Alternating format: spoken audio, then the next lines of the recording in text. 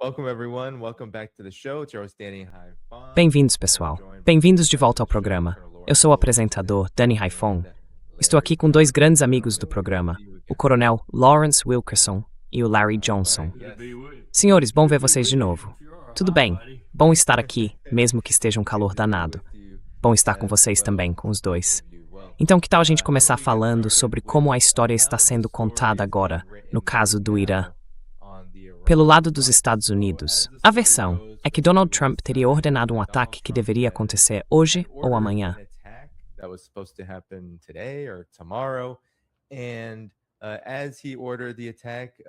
E quando ele ordenou o ataque, Donald Trump afirma que o Catar, os Emirados Árabes Unidos e a Arábia Saudita pegaram o telefone e disseram para ele esperar 1 minuto, para não atacar, porque o Irã estaria pronto para negociar. Que ele deveria adiar isso, na verdade. E aí o jornal New York Times escreveu o seguinte, que Trump ameaçou o Irã e depois recuou, tudo no mesmo dia. Ele se adiantou um pouco por Taco Tuesday. E nisso aqui, eu vou abrir para ver sua reação, Larry. Opa, desculpa, artigo errado, foto errada. Eu volto a isso depois.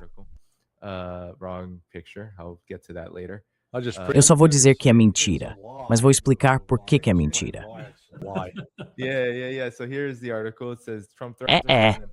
Então aqui está o artigo. Ele diz, Trump ameaça o Irã e recua no mesmo dia. Mas nesse texto, ele cita um oficial militar dos Estados Unidos que afirma que, na verdade, não foi o Golfo que convenceu Donald Trump a não fazer isso. O que pesou mesmo foram as capacidades militares do Irã e o fato de eles terem conseguido rastrear operações militares americanas, inclusive as aéreas, com mais precisão e, por isso, com mais poder de ataque. Ou seja, caças poderiam ser derrubados. Então, Larry, ajuda a gente a entender o que exatamente aconteceu aqui? Porque parece que há pânico surgindo de todos os lados, apesar da confiança de Trump de que pode atacar o Irã a qualquer hora, em qualquer dia.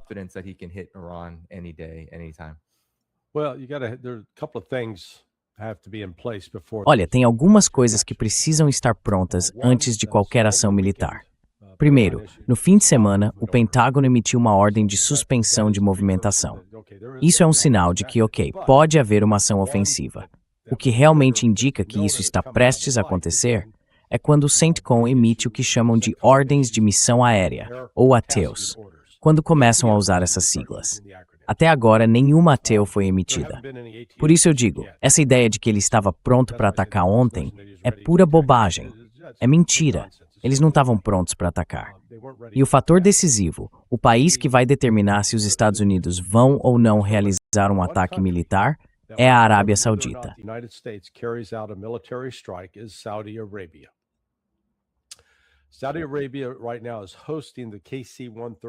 A Arábia Saudita, neste momento, está recebendo os aviões-tanque KC-135. Eles estão baseados na base aérea Príncipe Saud, nos arredores de Riad.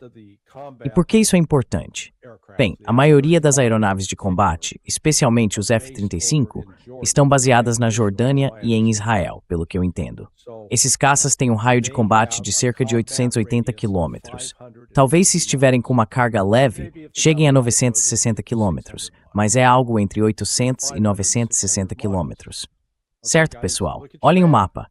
Senhoras e senhores, olhem seus mapas. Vejam onde fica a base aérea Muwafaq al-Salti, na Jordânia, logo fora da capital. Agora olhem para Riad. A distância é de mais de 1.200 quilômetros.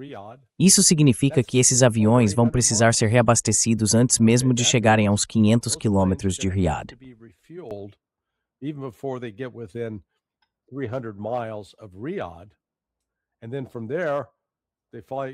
E daí, a partir dali, eles completam as outras 300 milhas até Riad e podem simplesmente passar por Riad. Eles poderiam lançar um míssil Tomahawk ou Jassim contra o Irã. E logo depois, precisam ser reabastecidos imediatamente. Então, para esses aviões operarem, cada F-35 vai precisar de, no mínimo, provavelmente 4 reabastecimentos aéreos, só para conseguir se manter no ar e voltar para a base de origem. É por isso que esses aviões-tanque posicionados ali, na Arábia Saudita, são tão importantes. Agora, a gente viu 2 semanas atrás, quando Trump anunciou o chamado Projeto Liberdade, que também ia usar aviões de combate para, digamos, abrir o estreito. Mas isso foi encerrado em menos de 36 horas, porque os sauditas disseram não vão usar nosso espaço. E os kuwaitianos disseram, a gente também estamos com eles.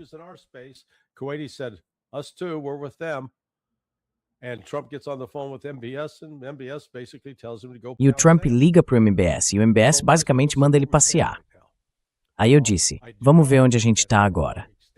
Eu sei que há esforços bem amplos em andamento, liderados pelos chineses e pelos russos, tentando montar uma nova estrutura de segurança no Golfo Pérsico, envolvendo a Turquia, a Arábia Saudita e o Irã.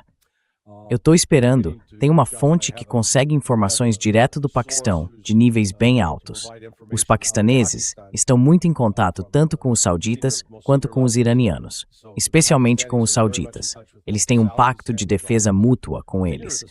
Então, a gente vai ter uma ideia se de fato os sauditas disserem não, vocês não vão usar o nosso território. Nesse caso, as opções do Trump ficam bem limitadas. Trump's options are really limited at that point.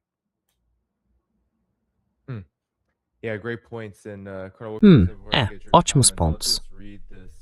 Coronel Wilkerson, antes de ouvir seus comentários, vou ler um trechinho do que o New York Times publicou sobre essa situação de ataque e recuo, num artigo chamado Terça-feira. O texto diz que um oficial alertou que a queda do caça F-15E no mês passado e o ataque terrestre que atingiu um F-35 mostraram que as táticas de voo americanas ficaram previsíveis demais, o que permitiu que o Irã se defendesse de forma mais eficaz. E talvez o mais importante, segundo autoridades militares dos Estados Unidos, é que, embora 5 semanas de bombardeios intensos possam ter matado vários líderes e comandantes iranianos, a guerra acabou deixando um adversário mais endurecido e mais resistente. Então, Coronel Wilkerson, o que o senhor acha do que acabou de acontecer?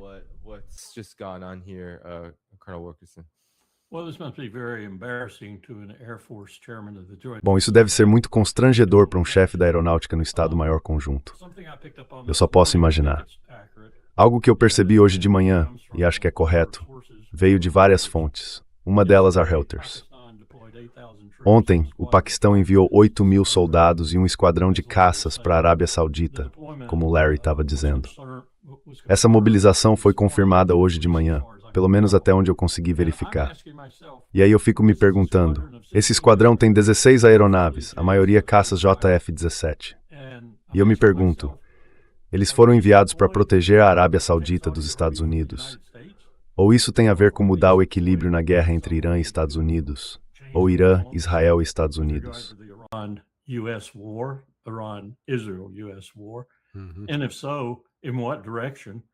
E se for isso mesmo, em que direção, especialmente em relação a Israel? E as tropas que estão sendo enviadas junto com eles, segundo as reportagens, têm o mesmo objetivo. Elas estão lá para proteger os sauditas. E se for para proteger os sauditas, e como Larry mencionou, existe uma relação cada vez mais próxima entre Turquia, Paquistão e Arábia Saudita. Contra quem, exatamente? Eu diria que dá para jogar uma moeda para decidir. Talvez contra os Estados Unidos, em certas circunstâncias, se a gente se meter. Mas, sinceramente, não consigo ver outro motivo, além de reforçar a relação deles com a Arábia Saudita, que é nova e está crescendo. E talvez também para mandar um recado, como eu estou descrevendo.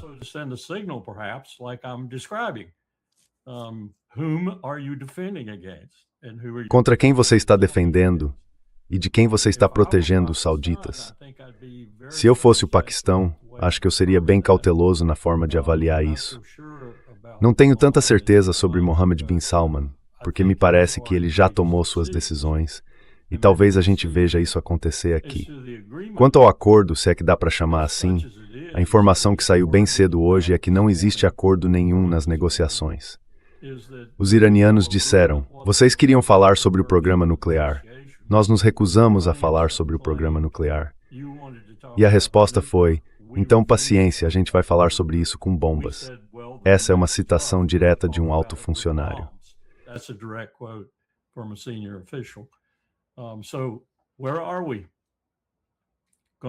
Então, onde é que a gente está?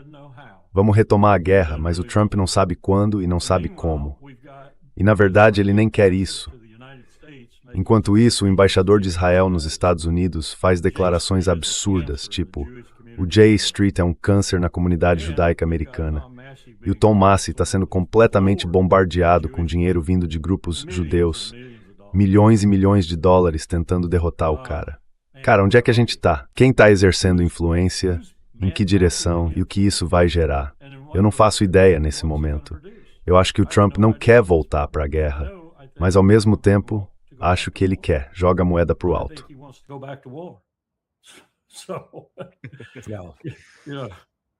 Toss the coin.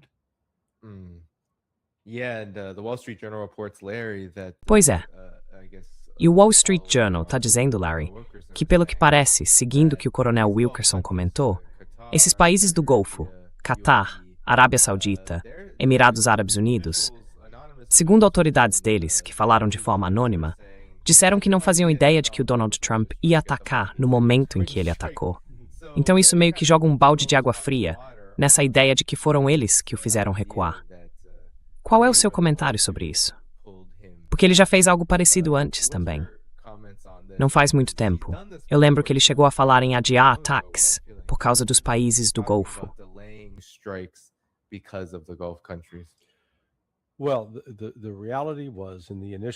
Olha, a verdade é que, no ataque inicial, no dia 28 de fevereiro, os sauditas, apesar de terem dito publicamente o contrário, de que eram contra aquilo, na verdade, apoiaram totalmente. Então eles sabiam o que estava por vir.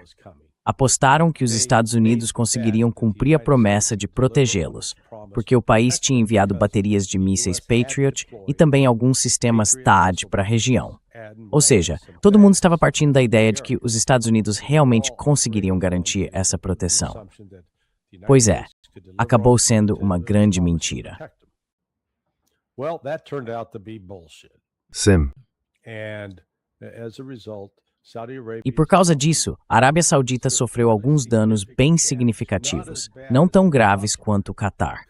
O Catar foi quem mais se deu mal, principalmente por causa da destruição daquele radar de mais de $1 bilhão em Al Udeid, junto com vários outros sistemas de radar. E teve mais um, também de $1 bilhão, que eu não sei se ficava no Kuwait ou na Arábia Saudita, mas esse também foi destruído. Ah, e teve um no Bahrein, né? Era no Bahrein. Sim, era um ali. Não sei se era além do que ele acabou de dizer. Então, olha, havia pelo menos 5 ou 6 sistemas de radar diferentes, todos integrados para a defesa aérea. E, cara, quando esses sistemas foram destruídos, acabou a defesa aérea. Chegou um ponto em que alguns desses radares eram simplesmente derrubados por drones, voando tranquilamente, e de repente, bum.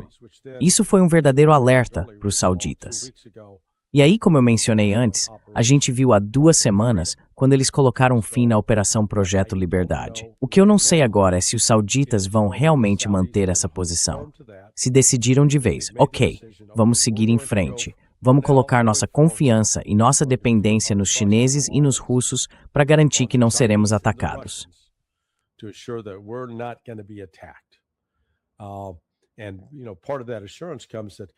E parte dessa segurança vem do fato de que eles não vão mais precisar se preocupar com tudo isso. Antes, toda a ideia de manter tropas americanas posicionadas na região era para atacar o Irã. E tudo isso se baseava numa mentira, numa suposição falsa, de que o Irã pretendia atacar aqueles países, o que não era verdade. Nunca foi. Só depois que esses países se deixaram usar como plataforma para ataques contra o Irã, é que o Irã reagiu e disse, tá bom pessoal, agora vocês vão pagar o preço. Agora, de novo, o outro ponto fora da curva aqui são os Emirados Árabes Unidos. Eles não são, quer dizer, realmente não são, essenciais. Os 2 países que respondem pela maior parte das commodities mais importantes são a Arábia Saudita, que é o principal distribuidor disso.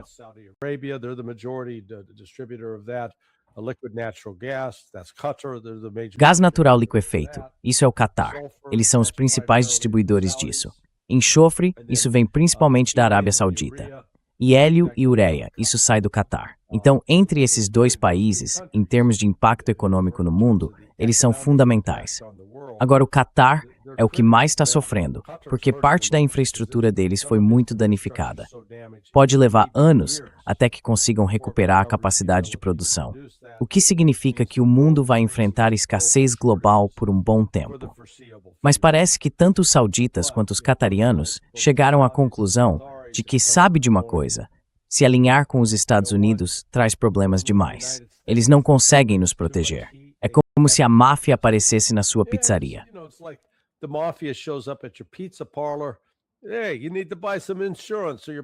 Olha, é como se alguém dissesse: você precisa comprar um seguro para sua pizzaria não pegar fogo, entendeu?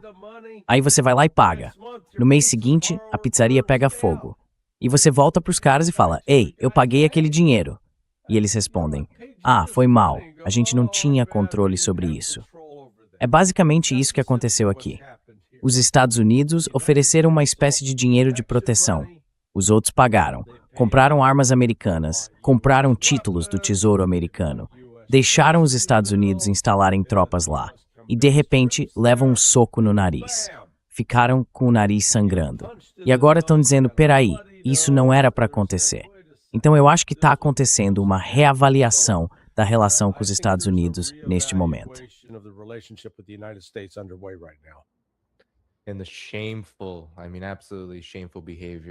E o comportamento vergonhoso, quer dizer, absolutamente vergonhoso, das Forças Armadas dos Estados Unidos, fugindo para hotéis e áreas civis para evitar o mesmo ataque que foi ordenado pelos próprios Estados Unidos, para escapar da retaliação pelo próprio ataque. Mas, Coronel Wilkerson, tem um mistério acontecendo na região. Só um? Comente sobre isso. Bom, todo santo dia vocês repararam, e isso vale para os dois, tem saído relatórios dos Emirados Árabes Unidos. Teve um também da Arábia Saudita. Mas parece que quase todo dia, especialmente os Emirados, o Ministério da Defesa deles, estão dizendo que há drones hostis, sendo lançados contra eles. Desta vez, 6 nas últimas 48 horas.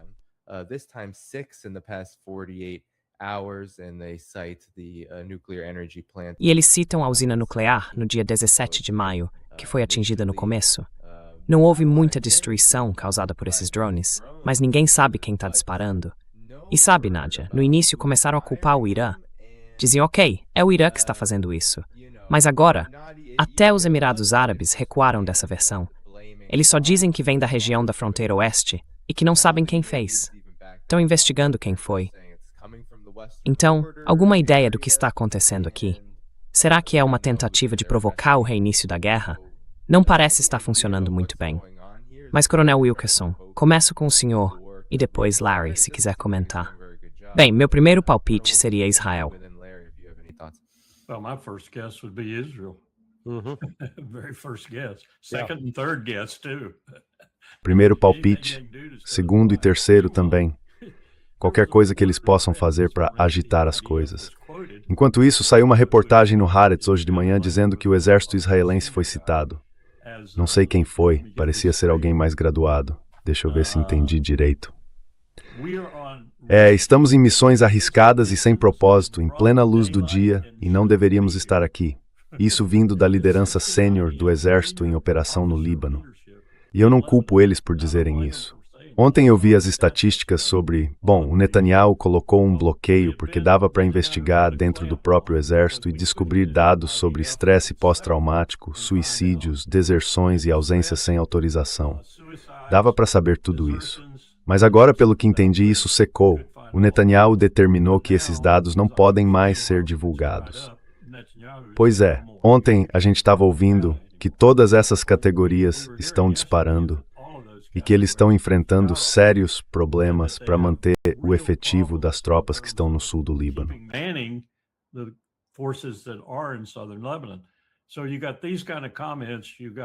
Então você tem esse tipo de comentário, aquele outro tipo de comentário, ou na verdade a realidade da situação.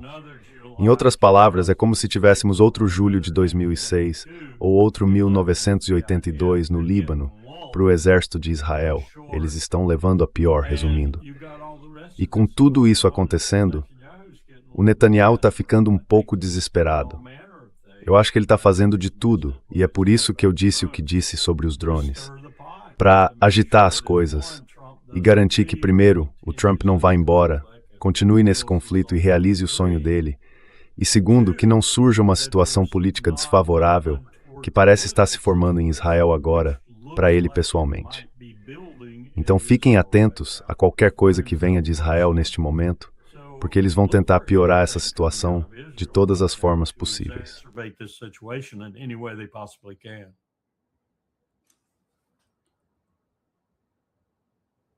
E o senhor, Coronel Wilkerson?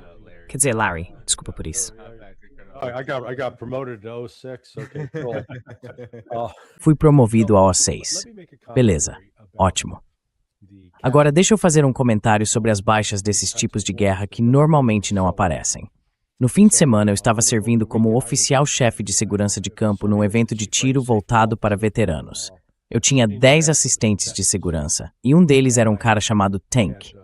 Ele era socorrista da Marinha, serviu com os fuzileiros navais e já foi meu aluno.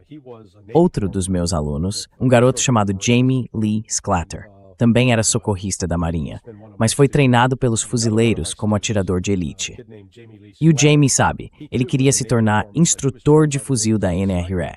E para isso ele precisava fazer o curso básico de fuzil.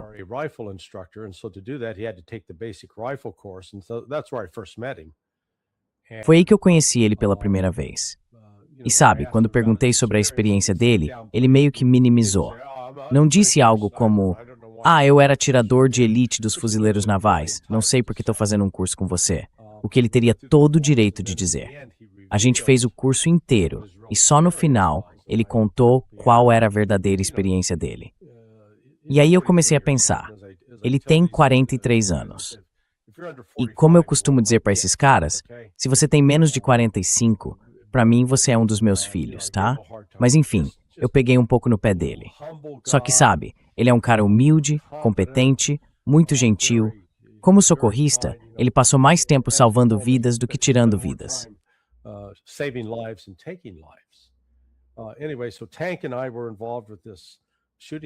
Enfim, o Tank e eu participamos de um evento de tiro no domingo. A gente se despediu e eu estava no carro há uns 5 minutos, quando de repente meu celular acende.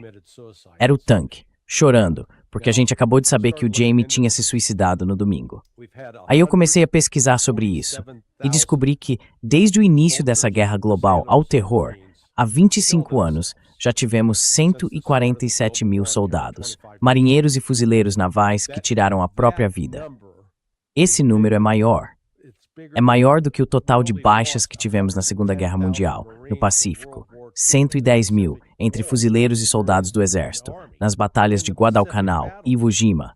A gente já perdeu mais gente por suicídio do que nessas batalhas. E as mortes por suicídio já superam as de todos os conflitos desde o Vietnã, no Iraque e nas 2 operações no Afeganistão, na Síria e na Somália.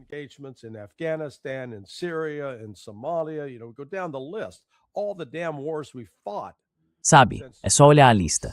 Todas as malditas guerras que a gente travou desde 1960 nem chegam perto do total de baixas que continuamos tendo por causa do trauma emocional que esses soldados sofrem.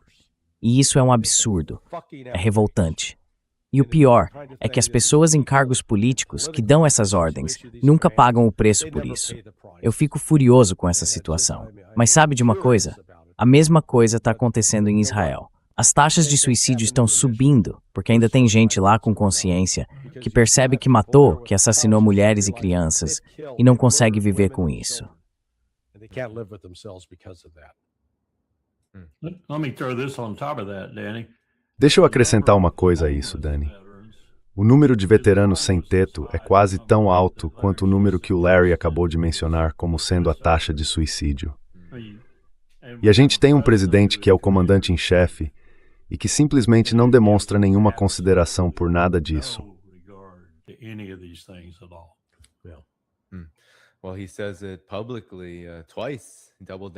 Bom, ele disse isso publicamente 2 vezes, insistiu no que falou, que nem leva em consideração a situação financeira da população em geral quando pensa no que vai fazer em relação a uma guerra, especialmente uma guerra com o Irã. E claro, isso tem custos enormes.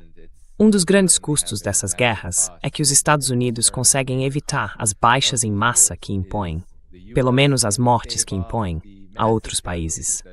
Mas, mesmo assim, os custos continuam altíssimos para quem volta, para quem sobrevive a essas guerras de agressão que são obrigados a travar. Sem dúvida. Não há nenhuma dúvida quanto a isso. E talvez eu possa ouvir o que vocês acham sobre isso. There's no doubt about this. And maybe I can get your guys' comments on this. The New York Times, I don't know if you saw, Donald Trump said that Sabe, o New York Times, não sei se você viu, o Donald Trump disse que era traição o New York Times, a CNN, ou qualquer um da chamada mídia de notícias falsas, falar agora sobre o Irã como se estivesse vitorioso. E pelo visto, parece que eles entenderam o recado, porque, enquanto o ataque estava sendo cancelado, o jornal publicou um artigo, uma análise sobre como o Irã reagiria a novos bombardeios. E o que eles dizem é que o Irã poderia, de forma contínua, talvez até considerando fazer, desde o cessar-fogo, lançar centenas de mísseis por dia contra a infraestrutura de energia do Golfo, refinarias, portos, usinas de dessalinização de água e também fechar o Estreito de Bab el-Mandeb.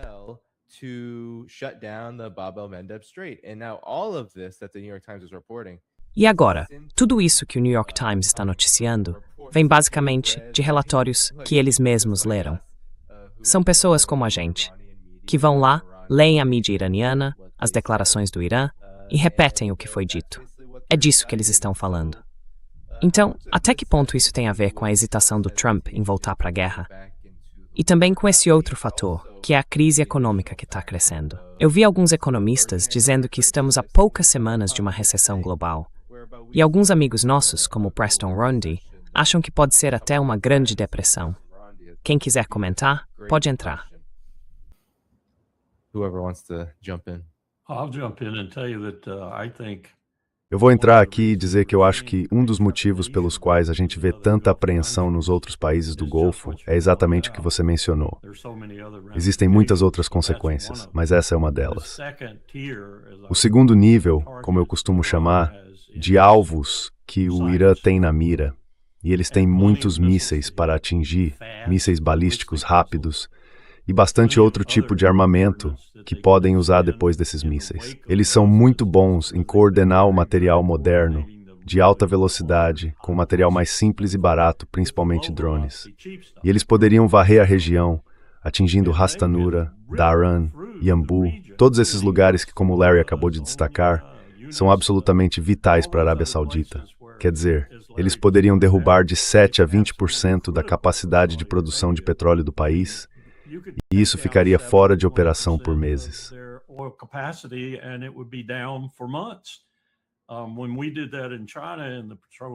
Quando a gente fez isso na China, naquele exercício de interrupção do petróleo, Rastanura, por exemplo, que na época era muito mais produtiva do que é hoje, ficou parada por mais de 6 meses. Então, uma enorme capacidade ficou fora de operação. E hoje não existe realmente a mesma capacidade de remanejar a produção como fizemos naquele exercício, talvez um pouco na Rússia, talvez nos Estados Unidos. Mas por que eles fariam isso se estão tendo um grande lucro? Talvez, com o tempo, uma recessão ou até uma depressão global os forçasse a agir dessa forma. Mas isso seria extremamente traumático, tanto para a região quanto para o mundo, se o Irã fosse levado pelas circunstâncias atuais a atacar esse segundo grupo de alvos e se atingisse esses alvos com a mesma devastação com que atingiu o primeiro grupo. E eu acho que eles fariam isso.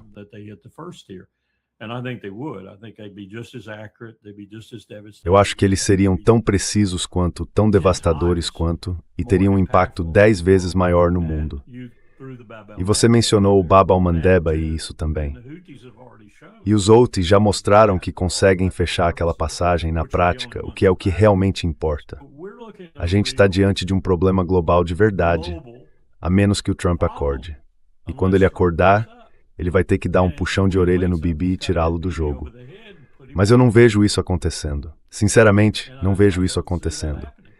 Assim como também não vejo, embora me doa dizer, o Tom Massie vencendo essa enorme combinação de dinheiro judaico-israelense despejado na campanha dele.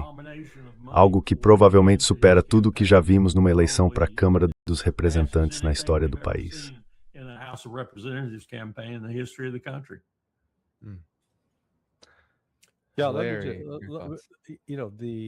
A gente está lidando aqui com uma desconexão real entre os mercados, de commodities, de petróleo, os mercados financeiros e o que de fato está acontecendo no mundo.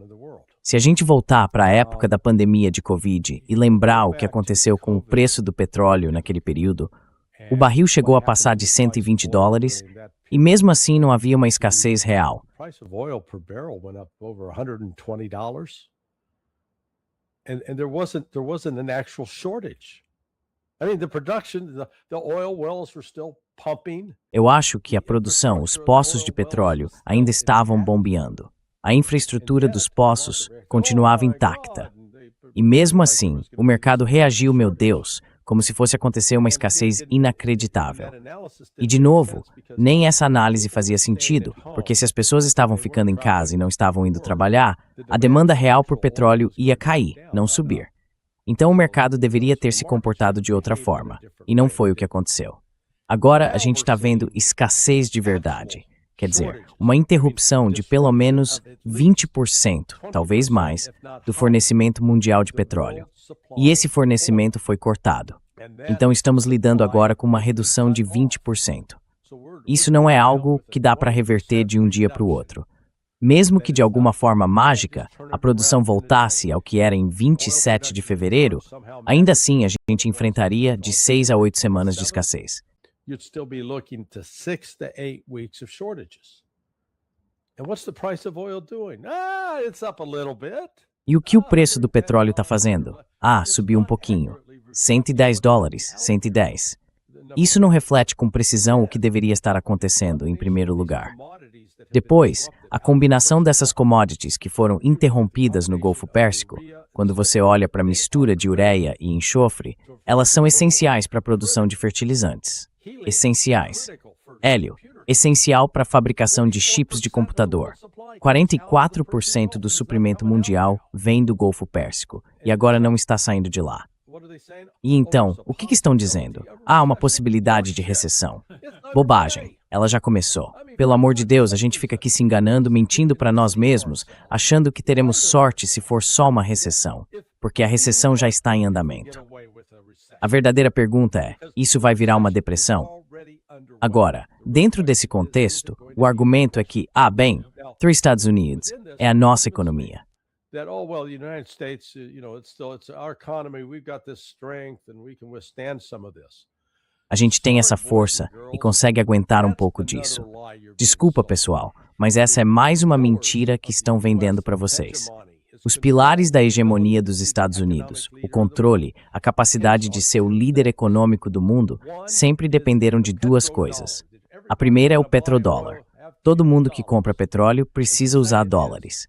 E a segunda é que vários países estrangeiros compram nossos títulos do tesouro, o que permite que a gente continue gastando como um marinheiro bêbado num bordel em Manila. Mas o que está acontecendo de verdade?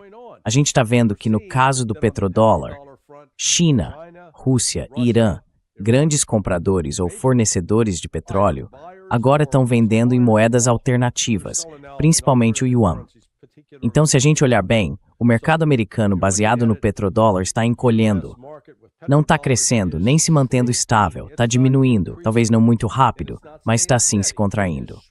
E quanto aos títulos de tesouro americano?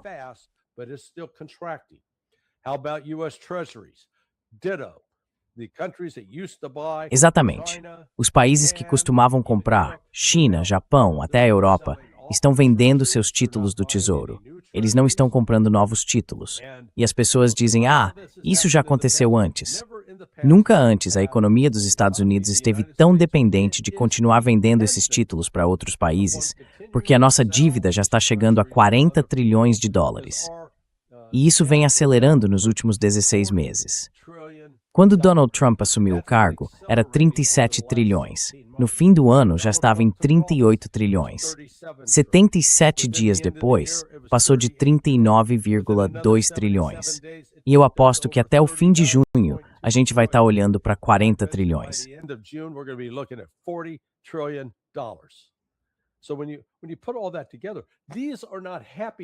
Então, quando você junta tudo isso, não são boas notícias para uma economia que, está indo bem. Não estamos indo bem.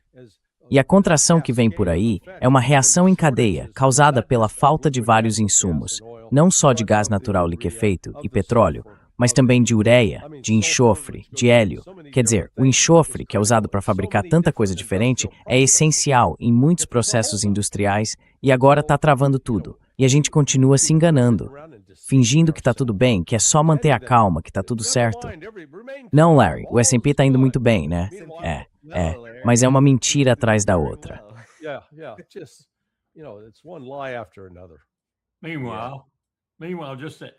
Enquanto isso, para piorar o clima, o Putin acabou de anunciar, ou melhor, o Ministério da Defesa da Rússia acabou de anunciar, que as Forças Armadas vão participar de um grande exercício estratégico nuclear, que vai até o dia 21 de maio. O treinamento envolve as forças de mísseis estratégicos, as frotas do Norte e do Pacífico, o Comando de Aviação de Longo Alcance e parte das tropas dos distritos militares de Leningrado e Central. E, segundo outra reportagem da Reuters, a Lituânia quer permitir armas nucleares da OTAN em seu território. Sim. E aí, descendo rápido para outro ponto, você vai ver que o Kain está lá dizendo para os poloneses que eles não vão receber as tropas que iam receber. O que diabos a gente está fazendo na Europa? Eu sei o que o Putin está fazendo. Eu sei o que o Putin está fazendo. O Putin decidiu, eu acho, e com razão, provavelmente com base nas informações que ele tem, que vai ter que entrar em guerra com a OTAN. E ele está se preparando para isso.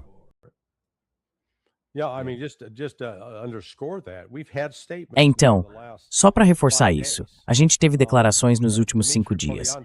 Dmitry Polyansky, que era o antigo número 2 da missão da Rússia na ONU. E eu conheço o Dmitry. Ele era um grande amigo. Ainda é um grande amigo. Quando eu me dirigi ao Conselho de Segurança da ONU sobre toda aquela questão do gasoduto Nord Stream, ele era meu ponto de contato na embaixada. E sabe, ele me pagou um café lá na ONU, me mostrou os lugares e a gente manteve contato desde então. E depois teve o Sergei Yabkov, o vice-ministro das Relações Exteriores, que eu conheci pela primeira vez em dezembro de 2023, em Moscou. Eu estava lá com o Pepe Escobar e o Alastair Crooke. Os dois fizeram declarações muito fortes nos últimos 5 dias sobre a necessidade, enfim, basicamente de que a Rússia vai atacar os europeus.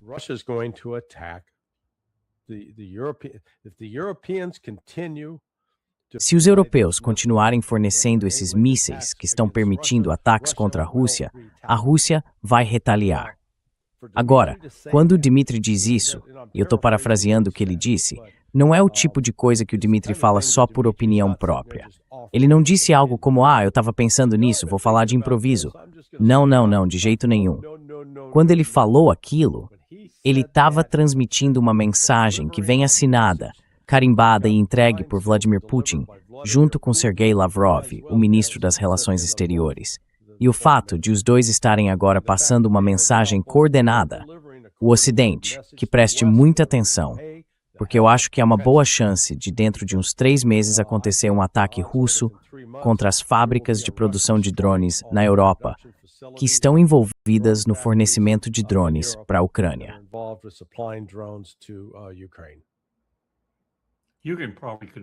Você pode confirmar isso ou negar, Larry, mas eu ouvi ontem à noite que a Duma realmente votou e aprovou uma lei que permite ao Putin entrar em guerra com quem ele decidir que precisa. Sim, ouvi uma coisa. Isso mesmo. Claro, está se referindo à OTAN. Sim. Sabe, isso nos leva a vários possíveis pontos de caos dos Estados Unidos. Ou talvez a gente possa dizer caos entre Estados Unidos e OTAN. Mas, na verdade, dá para chamar de caos imperial americano neste momento. Os Estados Unidos estão no comando desse navio, mesmo que de forma caótica e desordenada.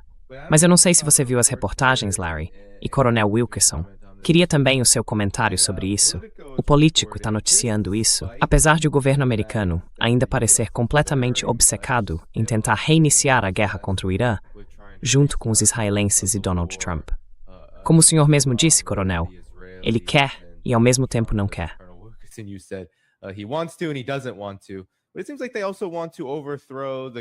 Mas parece que eles também querem derrubar o governo cubano numa possível operação militar. Segundo o site político, Trump e seus assessores estão frustrados porque a campanha de pressão deles, tentando bloquear o país, cortar o combustível, impor sanções econômicas e tudo mais, não provocou uma mudança de regime. O que é curioso, já que Cuba vive isso há décadas. Mas esse é o relatório do político. Sim, Trump pode realmente atacar Cuba. Isso saiu no político. Larry, me diz como é que uma coisa dessas chega a acontecer? Larry, how does even such a thing occur? Because there are a group of Republicans. Porque existe um grupo de republicanos, figuras influentes e de destaque em Washington, no Congresso, que estão com medo do que isso pode causar às suas perspectivas políticas nas eleições de meio de mandato. Apesar de muita gente que assiste a este programa dizer: os políticos não ligam tanto assim para os cargos e tal, na verdade, os congressistas ligam sim. Eles gostam de manter seus assentos, a menos que tenham uma oportunidade melhor fora dali.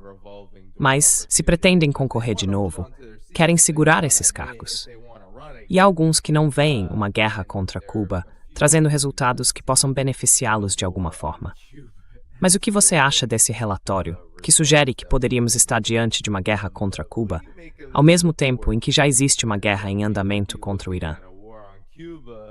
With an ongoing war against Iran. Bom, eu quero apresentar um conceito que tenho certeza de que o Coronel Wilkerson nunca ouviu falar. Chama-se Se Você Quebra é Seu. E vou deixar que ele fale bastante sobre isso, sobre o que Colin Powell tentou dizer ao George W. Bush sobre os perigos de invadir o Iraque. Veja, militarmente sim, nós temos uma força muito superior à de Cuba.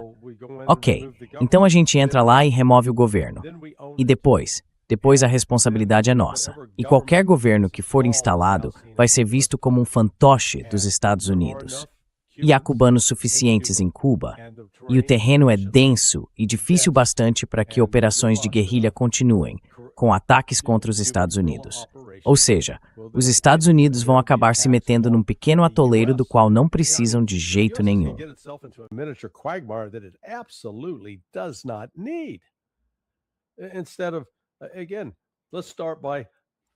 Em vez disso, de novo, vamos começar assim. Se você quer mudar o governo em Cuba, acabe com o embargo. Deixe a economia funcionar de verdade. Aí o que acontece? O governo não pode mais culpar o fracasso da sociedade por causa de sanções externas. Vai ter que assumir a responsabilidade. Mas não, os Estados Unidos são burros demais para fazer isso. Sempre fizemos questão de manter um inimigo externo para Cuba lutar contra. Então, mais uma vez, eu não sei qual é o plano.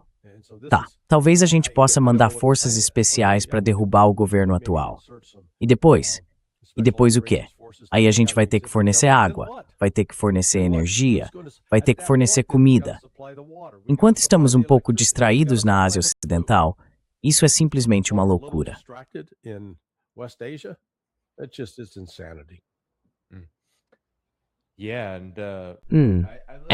Deixa eu puxar aqui um ponto de acompanhamento, porque eu acho que é isso que os Estados Unidos vão considerar se resolverem entrar em Cuba.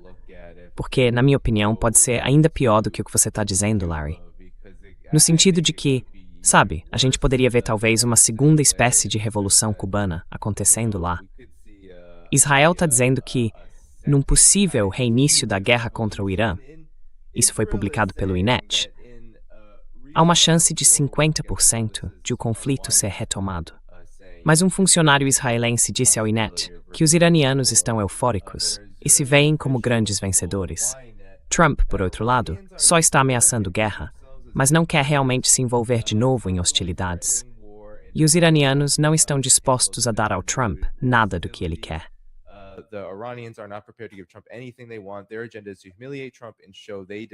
A intenção deles é humilhar o Trump e mostrar que derrotaram a maior potência do mundo. Olha, eu diria que se você atacar Cuba, vai encontrar muitos jovens frustrados com as sanções, com as dificuldades do desenvolvimento econômico por lá, com as perspectivas cada vez menores ou até inexistentes. Muitos deles estariam dispostos a lutar contra os invasores americanos, e os ataques só aumentariam esse fervor de querer derrotar o império. Ainda mais porque fica a apenas 90 milhas de distância, e não é como se não houvesse uma história entre os dois países. Então, Coronel Wilkerson, o que o senhor acha disso? Parece haver alguns paralelos aqui.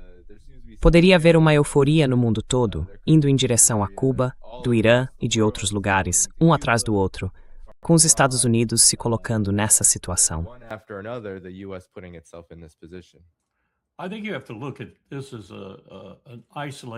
Acho que a gente precisa olhar para isso tanto como um caso isolado, quanto, como você está dizendo, um caso conectado. O caso isolado é o que está acontecendo em torno do Trump agora. E o que eu quero dizer com isso é algo parecido com o que aconteceu com o George W. Bush, quando as pessoas do Partido Republicano, principalmente o pessoal do AEI e de outros lugares parecidos, perceberam o quão inexperiente aquele presidente era e como Cheney acabava compensando essa falta de experiência em certas áreas. Mas isso não cobria todo o campo de segurança nacional. Então foi um choque para todo mundo quando, por exemplo, depois de acompanhar Cuba por uns 35, 40 anos, eu vi figuras que eu considerava totalmente inaceitáveis, uns caras inacreditáveis como Otto Reich, Roger Noriega e outros desse tipo. Roger Noriega, people like that. They just flowed into the administration. Eles simplesmente entraram na administração e começaram a tentar ocupar cargos secundários e até terciários. O Powell se livrou de vários deles, mas ele não conseguiu tirar o Roger Noriega. Ele ficou lá.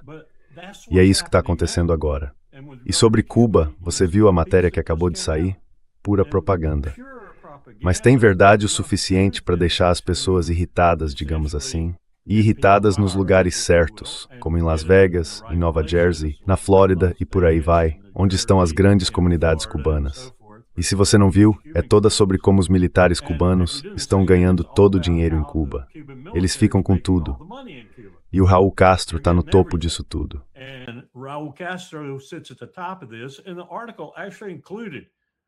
E o artigo até mostrava um diagrama de rede com todas as pessoas, os Ramírez, os Fernandes e todo o resto dessa turma que está fazendo fortuna. Ninguém em Cuba está ganhando dinheiro com esse esquema que foi montado. Então agora essas pessoas estão se aproveitando do vácuo que o Trump criou. E ele criou esse vácuo com uma camada por cima que basicamente diz: eu estou disposto a entrar em guerra com qualquer um. Porque, Dani, a gente está fazendo isso de novo com a Groenlândia, está fazendo com Cuba, como você mencionou, está fazendo com o Irã, bem na cara de todo mundo. E talvez a gente volte a fazer com o Iraque, se Israel continuar construindo bases por lá com a nossa ajuda.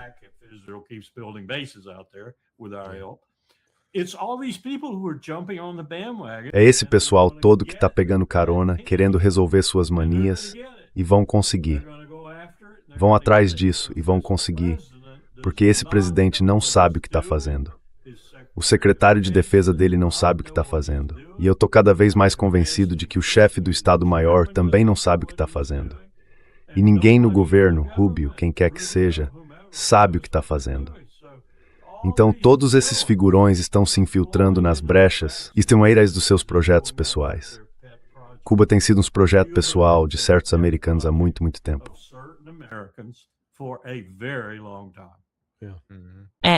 Inclusive, quer dizer, o Rubio é um deles. Então, uma dessas brechas ou fendas pode sim estar bem lá embaixo. Pois é, eu comecei a rir quando ele mencionou o nome Otto Reich. Quando eu dava aula na American University, lá em 1981, a gente costumava convidar palestrantes para falar com os alunos. Era o programa do Washington Semester. Então eu organizava palestras 3 vezes por semana e os estudantes faziam estágio em alguns escritórios. E um dos meus palestrantes naquela época foi justamente o Otto Reich. Então foi tipo uma viagem no tempo. Tô falando de uns 45 anos atrás.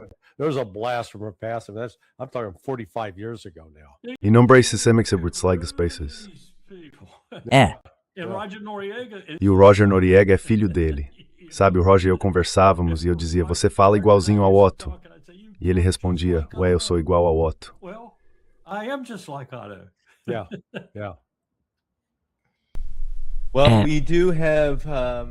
Bom, a gente tem algo se desenrolando, senhores. E eu queria a opinião de vocês sobre isso. É a viagem que o Vladimir Putin está fazendo agora à China. Ele acabou de chegar lá.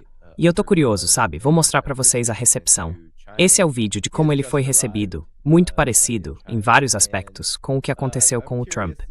Mas ele foi recebido pelo Wang Yi, que é o ministro das Relações Exteriores. E, diferente do que acontece em muitos lugares do mundo, ser recebido pelo ministro das Relações Exteriores na China, como Wang Yi, é, na verdade, uma honra maior do que ser recebido pelo vice-presidente, que foi o que aconteceu ontem com Donald Trump. Mas, de novo, uma recepção bem parecida, em muitos sentidos. Ao mesmo tempo, tem muita coisa na mesa para discutir e muita coisa que vai acontecer. Então, talvez o Larry primeiro, depois o Coronel Wilkerson. O que vocês acham da importância desse encontro, especialmente nesse momento? Ele acontece poucos dias depois de o Donald Trump ter voltado de Pequim.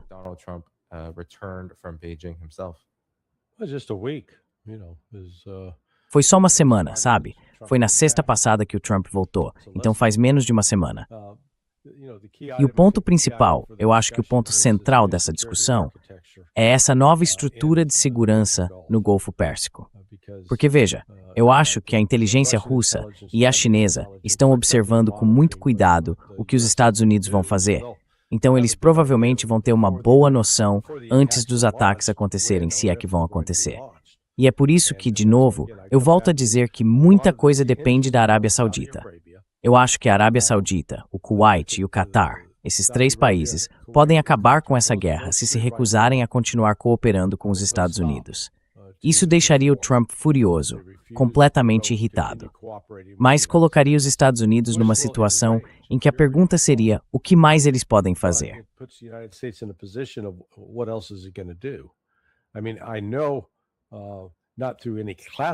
Quer dizer, eu não sei disso por nenhuma informação confidencial, não. É mais por acaso mesmo, por causa de um vizinho, ou melhor, de um amigo de um dos meus vizinhos ali na rua. Ele é piloto particular. Mas o filho dele, eu estava conversando com ele outro dia, e ele me disse, meu filho está voltando para casa na semana que vem, vindo da guerra no Oriente Médio. Aí eu perguntei, onde ele está? E ele respondeu, ele está na base aérea Prince Sultan. Perguntei, e o que ele faz lá? Ele disse, ele pilota KC-135. Ele está voltando para casa porque a esposa vai ter um bebê por cesariana, então liberaram ele de lá. E embora o filho tenha sido bem reservado sobre o que contou para o pai, a essência da conversa é, cara, aquele lugar é perigoso e nada acolhedor. Então, se os sauditas começarem a restringir as operações aéreas dos Estados Unidos por lá, não vai dar para continuar. Essa guerra vai acabar sendo empurrada para um caminho diplomático.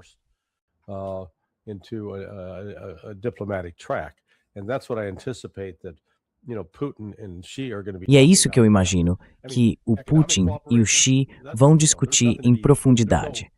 Quero dizer, cooperação econômica. Nisso não há divergência, não há nada para discutir.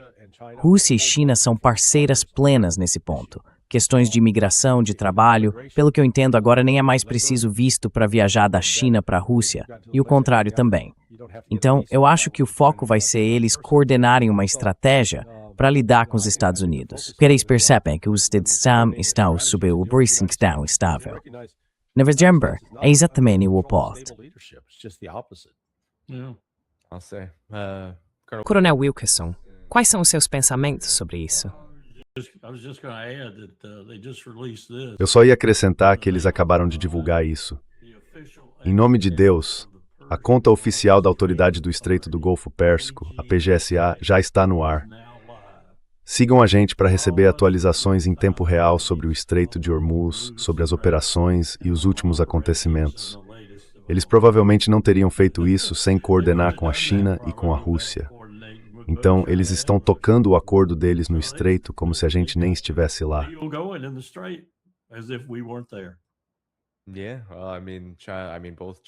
Olha, tanto a China quanto a Rússia não sofreram.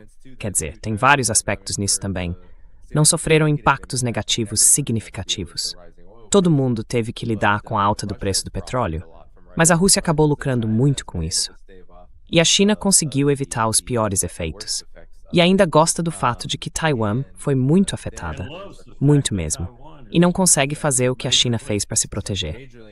E nesse ponto, o que Taiwan pode fazer, já que não é um país independente, é trabalhar junto com o Irã para garantir que seus navios consigam sair do Estreito de Hormuz. E é exatamente isso que vem acontecendo.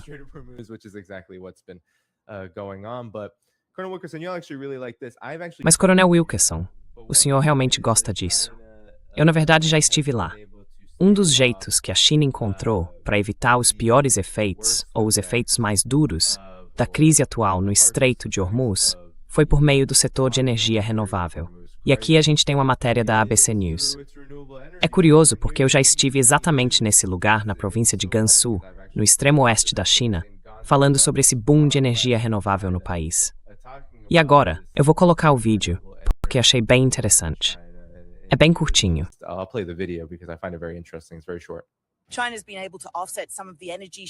A China conseguiu compensar parte do impacto energético causado pela guerra no Irã e pelo fechamento do Estreito de Hormuz, em parte por causa do seu compromisso e da sua mudança para as energias renováveis nos últimos anos. Como aqui, no noroeste da província de Gansu, onde essa enorme usina solar termal se ergue no meio do deserto. Dá para ver os feixes de luz refletindo desses 12 mil espelhos, que se movem junto com o sol e redirecionam a luz para aquela torre central ali, aquecendo sal derretido a temperaturas altíssimas. Eles dizem que em apenas 1 hora de operação, conseguem gerar energia suficiente para o consumo de uma família chinesa por cerca de 40 anos.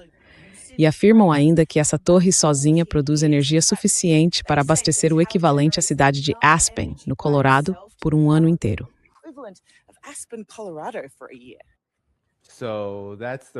Então, esse é o relatório. Eu já estive lá, na verdade. O dia estava nublado, então não peguei aquele sol bonito. Isso aí é o deserto de Gobi, e é realmente uma conquista impressionante. É uma usina solar enorme. Se você viu o que eles estão fazendo lá, dá para perceber que tem enfrentado alguns problemas com os tibetanos. Mas mesmo assim, estão lá e continuam crescendo. As usinas solares que estão construindo naquela atmosfera incrivelmente limpa do Tibete geram de 4 a 5 vezes mais energia com os painéis. E esses painéis são melhores do que os nossos. Os chineses fazem os melhores painéis solares do mundo. E o fato de estar instalando tudo aquilo naquela altitude e ainda expandindo mais é impressionante. Acho que li na National Geographic que só com esse projeto eles vão gerar o equivalente à barragem do Rio Amarelo. Então, quando a gente compara energia hidrelétrica com energia solar, eles estão muito à frente de todo mundo no mundo das renováveis.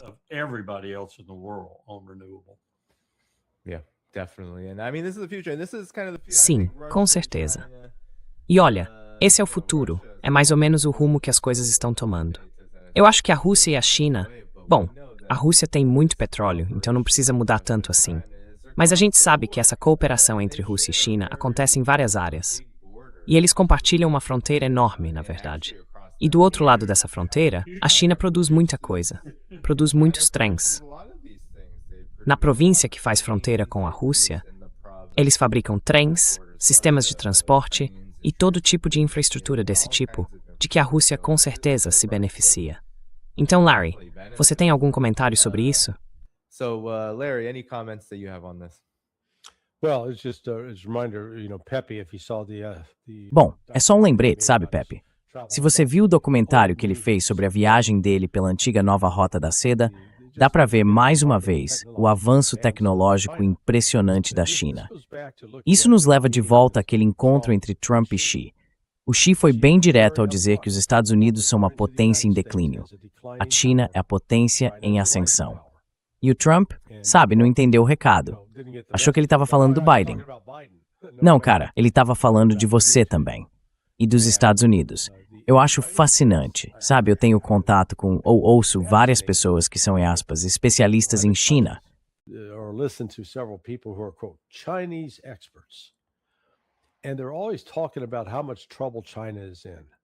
E eles estão sempre falando sobre como a China está em apuros, como a China é frágil, como, meu Deus, eles estão à beira do desastre. E tudo isso é uma farsa, não é real.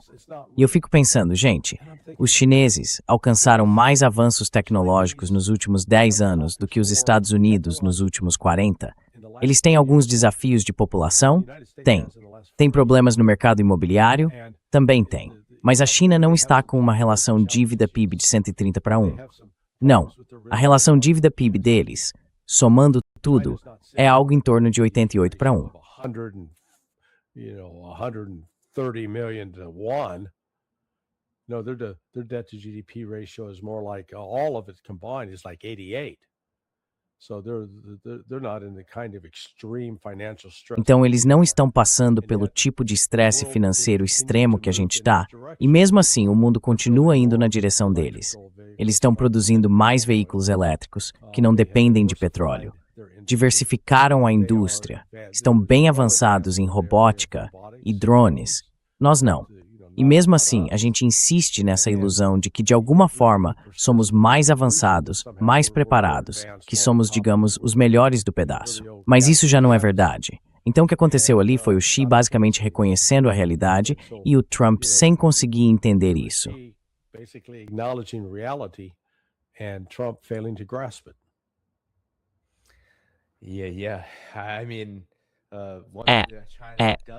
Quer dizer, a China não tem, como você disse, Larry.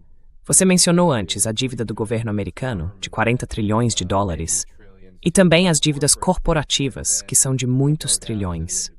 E aí, quando a gente desce para o nível individual, dívida de cartão de crédito, financiamento de carro, hipoteca, é tudo astronômico.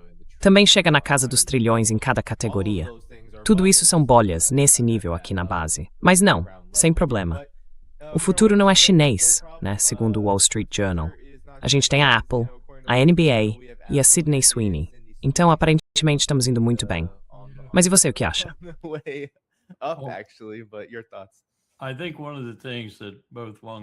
Eu acho que uma das coisas que tanto Wang Yi quanto Xi estão preocupados, e eu coloco isso também no contexto do think tank da Escola Central do Partido, que vê isso como uma grande preocupação, é que tudo isso está acontecendo muito mais rápido do que os próprios chineses imaginavam que iria acontecer.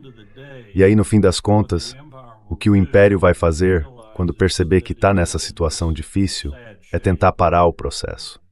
E vai tentar parar usando armas nucleares, para equilibrar o jogo, digamos assim. Eu acho que essa é uma preocupação crescente tanto em Moscou quanto em Pequim, e em outros lugares também, mas principalmente nesses dois. Porque são eles que precisam entrar na corrida armamentista que nós estamos começando agora, para conseguir acompanhar e gastar todos os recursos que poderiam usar de outra forma. A China não quer gastar todos esses recursos em armas nucleares, mas já tomou a decisão de fazer isso.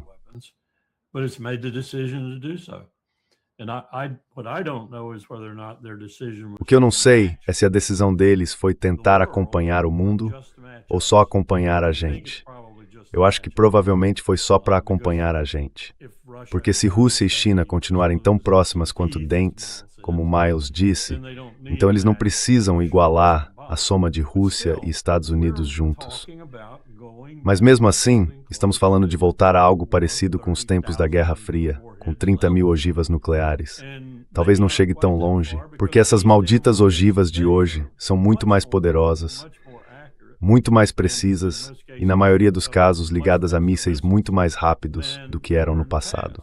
Isso que estamos fazendo é algo extremamente perigoso, e eles sabem disso, mas não sabem como parar. E eu diria que para Xi Jinping, Wang Yi, Putin e outros, a grande questão na lista do Sergei Lavrov é o que a gente faz com isso, o que a gente faz com essa superpotência errante, em declínio, desaparecendo, mas ainda extremamente perigosa.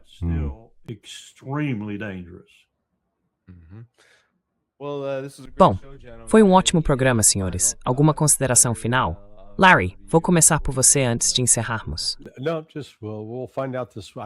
Não, a gente vai descobrir. Acho que essa semana vai ser um momento decisivo. Vamos ver se os sauditas vão cooperar ou não. Se eles cooperarem, a guerra continua. Se não cooperarem, a guerra pode acabar de um jeito que os Estados Unidos não vão gostar. Coronel Walker, alguma consideração final? E o Bibi também não vai ficar nada feliz com isso. É só de saber, não é tu. Eu queria que o Bibi tivesse Rachel Correia para ver e eu tenho um transtorno pós-traumático.